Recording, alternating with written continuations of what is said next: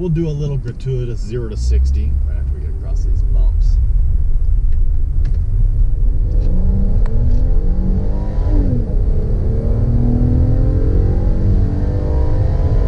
There's 60, so 70. It's not horrible. I mean, it's not the slowest car I've got in the fleet. But still, we can all use more power, right? So what's going on, everybody, and welcome to EAA. Now let me ask you, what do you think of when I say Ford 500? I don't know about you guys, but I think about like the Indianapolis 500 or Daytona 500. I think racing, which makes me think of something fast. Well, I'm in a 2005 Ford 500 right now, and it is anything but fast. Not that it's slow, but it's definitely not fast. It cannot be classified as fast. If you guys haven't heard of the Ford 500, don't feel too bad. They were made for a very short amount of time. Actually made from 2005 to 2007, and they were intended to replace the Ford Taurus.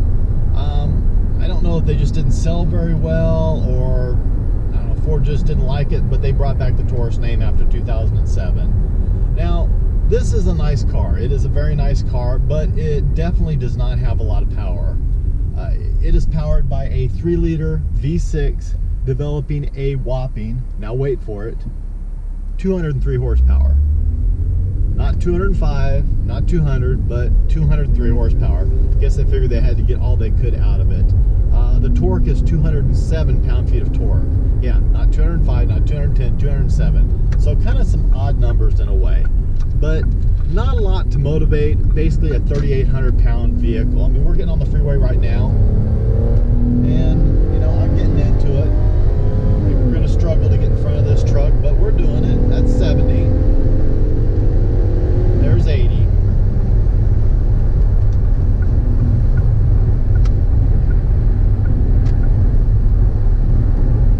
So yeah, that would be my big complaint about the car, is it's just not very fast. Now, the positive things on the vehicle is that it is a very comfortable riding car. It floats along very nice, very comfortable. I've got a 2003 Buick Regal GS, and I would actually say this car is probably a little bit more comfortable than that. Another very big bonus about this car is it is very roomy. I have my seat set where I'm comfortable in. I'm about 5'11", almost 6 foot, and I'm very comfortable where I'm at, and I can actually sit in the back seat behind me and still be very comfortable. It's got a lot of room, and that's very important when you have an infant child that's got a car seat in the back seat. It's very important to have that room. It's got a huge trunk, which I will show you guys in just a little bit. So it's a very nice, roomy, comfortable car. Mileage isn't too bad. I'm averaging around 19 miles a gallon. That's kind of running around a little bit on the freeway, a little bit in town. So mileage is not bad. It's got the basic power goodies, steering, air, tilt, automatic headlights, which I really like. It's got the dual climate air conditioning for your driver and passenger, and then it's also got rear vents for the rear passengers, which is nice. So, but other than that, it's just a very plain Jane basic car. So, if you guys know and you follow my channel, you know that I recently bought a 2003 Buick Regal GS, supercharged V6, and let's just say that car is much faster than this. It would just smoke this car, no doubt about it. So, why did I buy this car? Well, truth of the matter is, this car only has 22,000 original miles on it. Actually, 22,452 as we speak. And the original owner of the car was my grandmother. My grandmother bought this thing in 2007, and it was kind of interesting because she had a Ford Taurus at the time, and she always took the car in to the dealership to get it serviced. So one day while she's down there getting it serviced, she started talking to the salesman, saw this car, ended up trading in her Taurus, which also had very little miles on it, for this car. We never really knew why she did it, but she did it. She was happy with it, and she drove it up until recently very reliably and enjoyed it, and obviously put very few miles on it. She just drove it around town and didn't really go anywhere. So, but here's the thing. My grandmother is going to be 94 years old in about a month.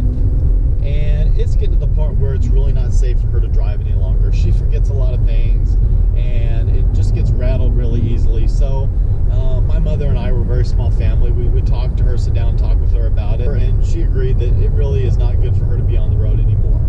So there were a number of people who wanted to buy this car because it's such low mileage and it is such a clean vehicle that a lot of people did want it. But my thought was, you know what? I will buy this car off of her for the fair market value, and I'll give it to my son Davis. He's going to be 16 in a few more months. Probably about another 6 months he will be driving himself. And I thought this will be a really great car for him. A very reliable car, last him forever. It'll be perfect for him. But he immediately said no, he didn't want the car. Can't really blame him, because to him this is a grandma car, because it is his great grandma's car. I get that. So he told me that he would much rather have the Buick than this car. So I said, no problem. When time comes, I will give you the Buick, and I will just take this car and drive it. Because let's face it, this car has no miles on it. It's like brand new. Air conditioning works great. It's a nice driving car. And really, for me, I need a larger car. Kind of made a mistake when I bought that Regal, because the Regal is a little bit more confined inside, a little tighter, having a car seat in the back. Just really not, it's not as practical as this car is for me. So kind of a win-win situation. I've got the Regal parked over at the workshop now. I'll still drive it off and on a little bit. I don't want to let it just sit there for 6 or 8 months until he actually gets his license. So I will drive it a little bit, but this is the new daily driver. So when it came time for me to buy this vehicle off of my grandmother, I wanted to give her a fair price for the car. Now, because they only made them for a few years, there weren't a lot of them out there for sale, and certainly there was none out there I could find that had this low mileage. The lowest mileage one I could find had 80,000 miles on it, and I think it sold for like $3,500 somewhere in that area. So I paid a little bit more than that for this car, because I went on Kelley Blue Book, I looked up the value of it, and I just went to the private party fair market value and good condition with the mileage and everything like that, and that's what I ended up paying for the car. So my grandmother got a fair price. It was actually more than she thought she was going to get, and like I said, I've got a car that will last me as long as I want it to last me. It'll last well beyond me, no doubt about it. So that's a good thing. You know, yes, I definitely wish I had more power. Like I said, that's going to be the thing I think I'm going to come back to and probably harp on the most. But it's not bad. Truthfully, if this car was made 10 years before, say in 1995, it would actually be pretty impressive. Because, I mean, you go back to 1995 and say take 95 Impala Super Sport that had the LT1, 260 horsepower, and a little over 300 pound-feet of torque. It was only doing 0 to 60 in a little over 7 seconds, and this car actually does 0 to 60 in about 7.5 seconds. So back in the mid-90s, this would have been actually a pretty impressive, good running car. But by 2005, things had changed. Performance came and upped its ante a little bit, and cars were just performing a little bit better, and we were expecting more out of them. So yeah, I think to make this car more of a home run, maybe it would have stuck around a little bit longer if they would have put a little bit bigger motor in it, or maybe a forced induction, maybe a turbo or something like that to get a little bit more out of it. But you know, it is what it is. Where it lacks in performance, it definitely makes up for in comfort, space, and just overall nice car. So I say we take it back to the shop now, take a walk around it, talk about it a little bit, and then we'll wrap up the video. How's that? Okay, so let's take a quick walk around the car. I will apologize up front for the wind noise. It's a little breezy today, but as we go around the car, it's a nice car. It's got a nice style to it, but it's not going to win any awards for standing out. It's the type of car that's going to really blend in to the background, especially with the color and everything like that. Standard 17-inch wheels, fairly thin tires, but it's not a bad looking car at all. Nice looking family sedan. Up front's pretty standard, cloth interior, power windows, locks, that type of thing. There you have your trunk release and your headlights. See the steering wheel controls right there for the cruise control on your left, and then over here is the stereo controls. Gauge cluster is pretty basic, pretty standard.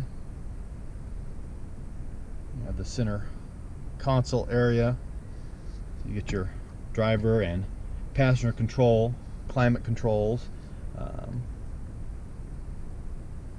your shifter. Now it does have a lot of storage. There's a fairly good size storage compartment there in the center. You have your standard glove compartment, and then you also have that. You can fit some papers, or like I've got pens and things like that in there. And you've got your standard area for your sunglasses, and you got little pockets in each door, which is kind of nice. In the back is still very basic and plain Jane, but as you can see, there's still a lot of room. The front seat, the driver's seat, is back where I would be comfortable, and there's still a lot of room. I can sit back here very comfortably. Plenty of room for the child seat, and still have the passenger seat back and be comfortable there. Trunk space is cavernous. There's a lot of trunk space there, so if you want to go on a family vacation, stick your luggage, golf clubs, whatever you're going to take in there, you got plenty of room. You can see I've got the subwoofer in there, which does kind of limit my ability to put the seat down and do the pass-through, but I probably would never use it anyway.